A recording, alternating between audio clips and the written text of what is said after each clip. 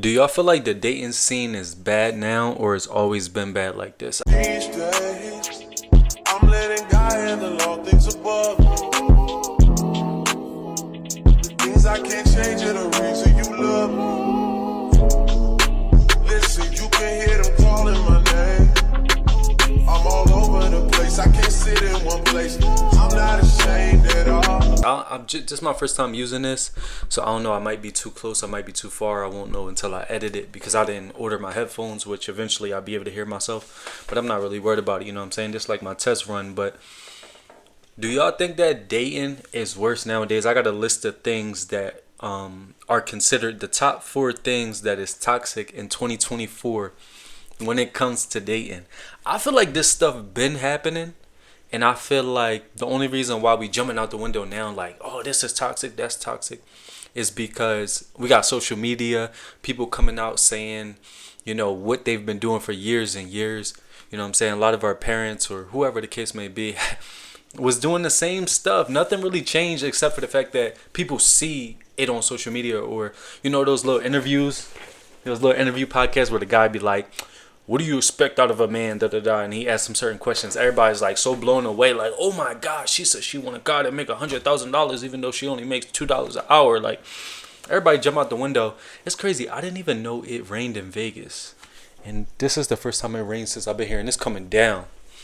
But people jump out the window and say, oh, these women are so toxic, or everybody got a podcast right now. Hence, no, it's not really a podcast, it's just a YouTube video, but everybody got a podcast, everybody got a microphone, so people saying out their mouth, people getting comfortable with just saying how they feel. But in reality, people been moving like this for years and years. So the first most toxic thing in 2024 is ghosting.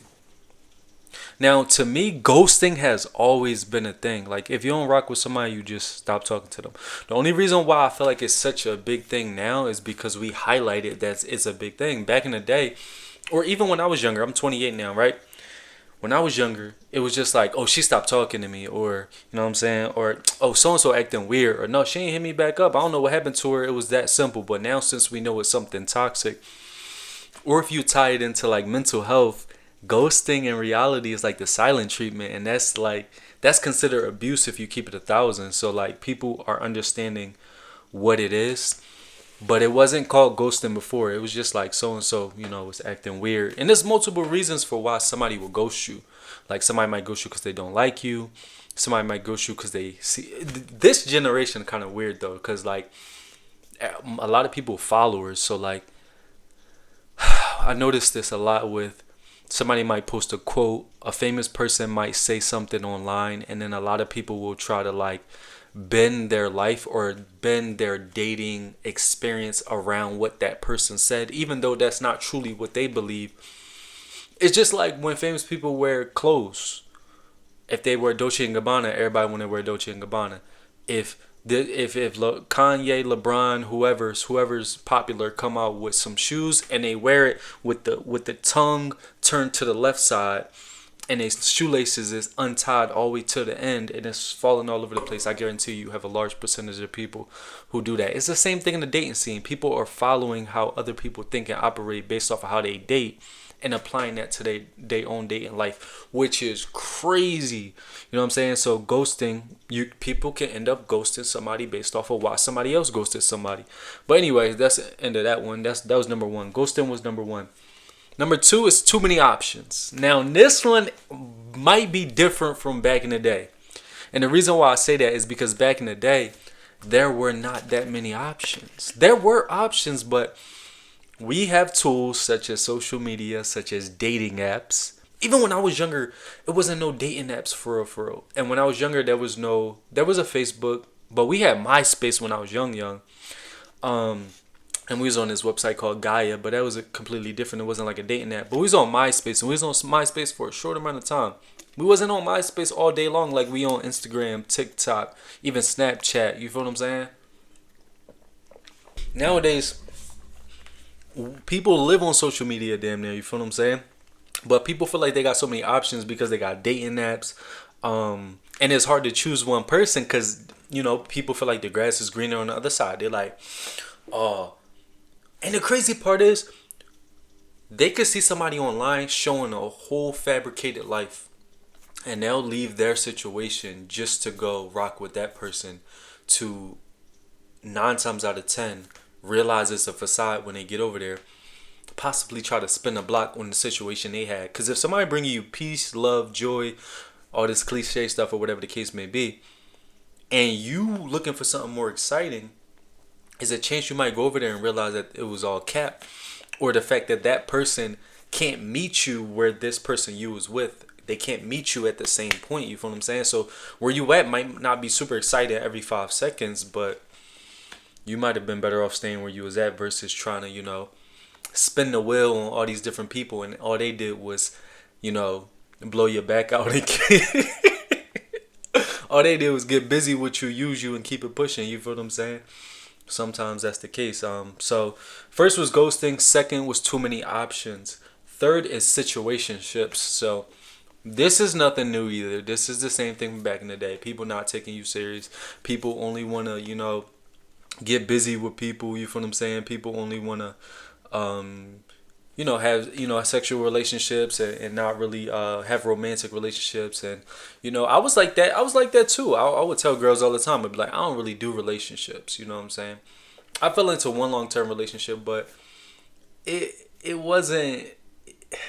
I fell into one long-term relationship, but like relationships wasn't a thing for me. Like, it wasn't my twist, because I just know how human beings operate. I know how women operate, and I know how I operate. So I'm like, for me to really take something serious, like, it has to be like a specific type person. You feel what I'm saying? And I was focused on getting money. I was focused on building myself up, buying a house, doing X, Y, and Z. So I didn't really I was a situationship type person, so I can't even blame it. But that's not nothing new. Like I said, the older generation was doing that. Generation before that, people not taking you serious. People just using relationships, because that's keep it 1,000. That's what we was doing. We was using relationships for whatever we want to use them for. Whether we want to use somebody's time, let's keep it 1,000. I was one of those people too. I'm not gonna point fingers. I'm gonna point them at me too. Using people's time when you bored, when you want to get busy, all types of stuff. That's just how it is. So they saying that that's something toxic in this generation. Maybe it's more prevalent. I don't know, but I feel like that's always been the case for years and years. And I was one of those people. First was ghosting. Second was too many options. Third was situationships. So the last but not least reason why people perceive relationships to be toxic in 2024 is unresolved issues. Now, considering the fact that I became self-aware, I learned about narcissism, I learned about mood disorders, I learned about borderline personality disorder, bipolar disorder, PTSD, CPTSD, all that. I've learned about the mental health element of it, the psychological element of it. I learned about spirituality. I learned about God and stuff like that. I feel like that all ties in together into the mental realm. So when it says unresolved issues, it says toxic relationships can be caused by partners bringing unresolved personal issues, unrealistic expectations, lack of boundaries, I forgot about that. Communication breakdowns, and can also lead to resentment and stress. So basically what they're saying is unresolved issues is one of the most toxic things in 2024. And I agree, because a lot of people, I looked it up and I said this on my TikTok, but 70 to 80% of people come from dysfunctional families in America. So that means that majority of people come from some level of dysfunction. Maybe not come from a narcissistic family system like me. Check out my book, is on Amazon. Definition of Perseverance on Amazon.com. But maybe not come from narcissistic family systems, but a lot of people, majority, almost 80% of people come from families of dysfunction. So that means this fourth one, unresolved issues, makes so much sense. Because that means that most people have unresolved trauma. Most people have something that they haven't tapped into, some personal issues, maybe past relationships. Maybe they didn't connect with their dad or their mom. They got daddy issues, mommy issues. The sad part about a lot of people with daddy issues and mommy issues is most of them just continue that trajectory and they never really work on themselves and become better. But that's people in general. So can you imagine if you have majority of the people, especially in America, and the statistics probably different in other places, but I'm sure there's a high level of dysfunction in other places too. But you just have a bunch of dysfunctional people trying to piece together relationships, but they've never seen healthy relationships in their life. You feel what I'm saying? So what do? They just hop into relationships and learn from trial and error, and they break up till they reach a certain age where they kind of burnt out, they tired, or they never worked on themselves in order to align with the person that they need to align with. And I think that's important. But another thing is, sometimes people might be on point mentally in a sense, but they might not have the correct boundaries. I remember, like, I had boundaries naturally without learning about them. And then if you're around very manipulative people that want you to move in a certain way, you have to realize that they're going to try to uproot you in order for you to cater to them or cater to other people around them that are also manipulative. So if somebody see that you stand on your 2 feet and they know that you love them, for example, if it's your mom or your dad, and they see that this kid is defiant or whatever the case may be, they might not even come at you like, yo, you need to move like this.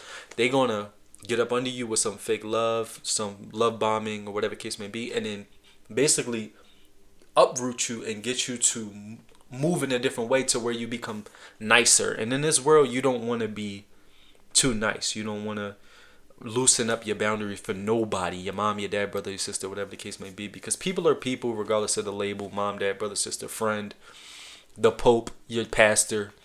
You want to be grounded within yourself regardless of who you deal with. So unresolved trauma is so important. People need to work on their childhood trauma. They need to work on healing. They need to work on their boundaries. They need to work on communication. That's one of the biggest things. I remember I was in a relationship with this girl, and I said, we need to compromise. She had a nerve to tell me, who told you to compromise? That's the type, that should be a red flag. You know what I'm saying? I didn't take the key out the car right there, but I should have took the key out the car. Not literally, but you know what I mean. That should have been the end of that. You feel what I'm saying? But that's another thing. We put up with things based off of our upbringing, or we put up with things that we shouldn't. And sometimes you gotta cut the cord when, you know, things are done based off of how you operate versus how the other person operate. You feel what I'm saying? Because you don't want it to lead to resentment and issues and stuff like that. Because like I said, a lot of people got a lot of stuff going on, unresolved trauma, that won't allow relationships to be long term or flourish. You feel what I'm saying? But those are the 4 reasons why relationships suck in this generation. It's probably a lot of other reasons. You feel what I'm saying? Everybody got an OnlyFans. OnlyFans. I think you could say it on here. On TikTok, you can't say OnlyFans. But everybody just living their life for real. Like, I have my critique about people that got OnlyFans, but I also understand that they doing their thing. And I also got critiques about other things in this dating scene. But I feel like we just in a point of change. We can easily scrutinize people. It's probably good we can see in this generation or whatever the case may be. But we just in a time of change. You feel what I'm saying? And everybody got an opinion, including myself. Back then, nobody can have an opinion for certain things. Like, you only heard opinions from like higher ups, like the Martin Luther Kings, the Malcolm X and stuff like that. But now everybody got a platform. So we all just speaking on it, sharing our perspective, and we do it in our own way. And y'all already know my slogan is your boy Josh Different. I'm different, you different, we different. I'm out. These days, I'm letting God handle all things above. The things I can't change are the reason you